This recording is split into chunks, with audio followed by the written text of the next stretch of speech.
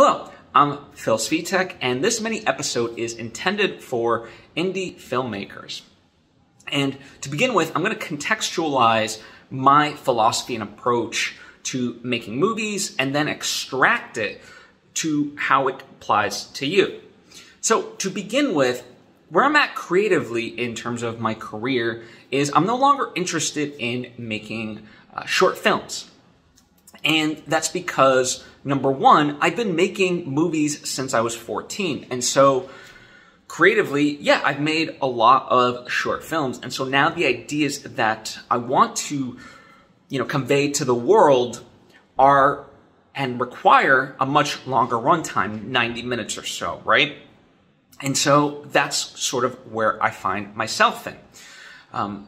And also, as you kind of gathered from that, I've been making movies for a while now. And so I've learned the various techniques to make those movies. And, the times that I do on occasion make a short film, it's because I'm trying to get better at a certain technique or test something out, maybe make a proof of concept. But generally, my end result currently always strives to be a feature film. And it's not to say that feature films are the end-all, be-all as an indie filmmaker, but in some sense, I know as far as like distribution and so forth, that becomes an actuality, right? As long as you make a movie that isn't absolute garbage, you can get distribution for it. I've seen this, I've experienced this, so I know.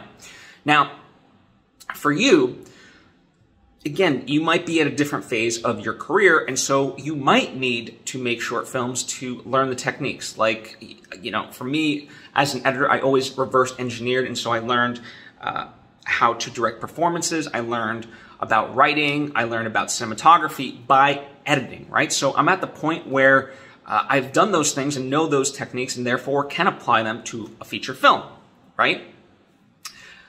Secondly, I've amassed enough savings as well as enough of, friends and support that can financially and resource-wise be able to help me out to make longer movies, right?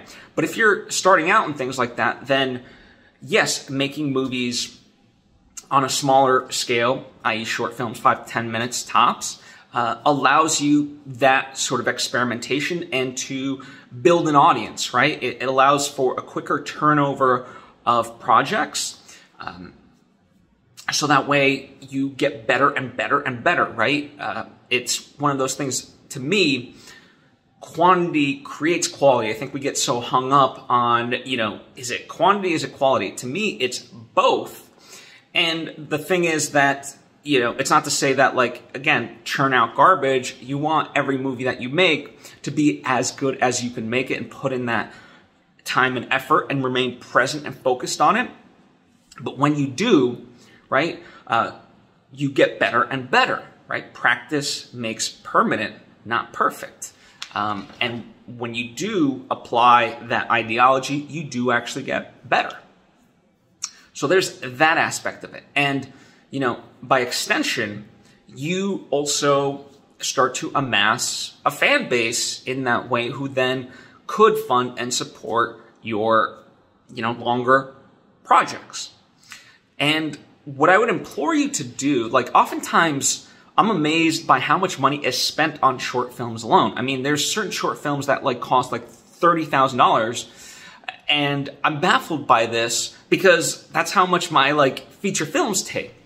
And so one of the things I would implore you as you go on this journey, as Robert Rodriguez says, refuse to spend.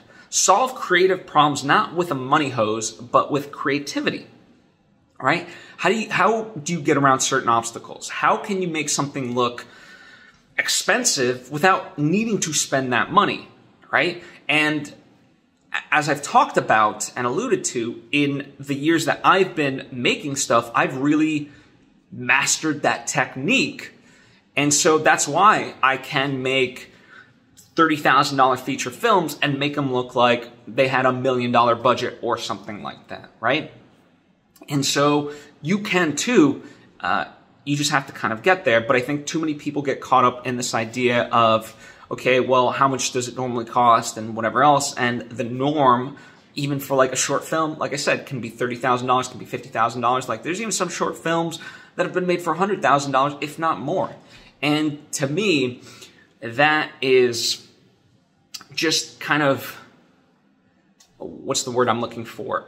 Irresponsible, because unless it's part of a collection or something like that, like it's very difficult to make money back on a feature film, let alone a short film. And so that's why, you know, for me, I'm also interested in feature films, because at least I stand to sort of recoup that money, right? And especially if I keep those costs extremely low. Whereas with a short film, more or less, you're doing it as a calling card in that way to then be able to go on and make other projects, which is fine. But as I say in all things, always hedge your bets. And so the less money you spend on a short film, the more you're hedging your bets, because then there's only an upside. Like you make a great film, boom, you haven't spent a lot on it, and now you get hired to do X, Y, and Z. So it's like you're not having to then, you know, take the money you're making ideally from the next project to then like recoup for that short film, right? And of course, listen, all these things are an investment in some capacity into your own career, right?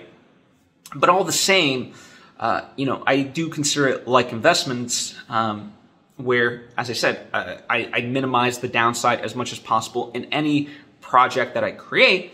And the irony is, I don't stifle myself creatively. In fact, a lot of people look at the stuff that I do as like completely crazy because of how bold it is, right? I mean, my second feature film, I had made a decision like, let's go to Colombia, and for 2 weeks, we'll film this feature film. And they're like, wait, what?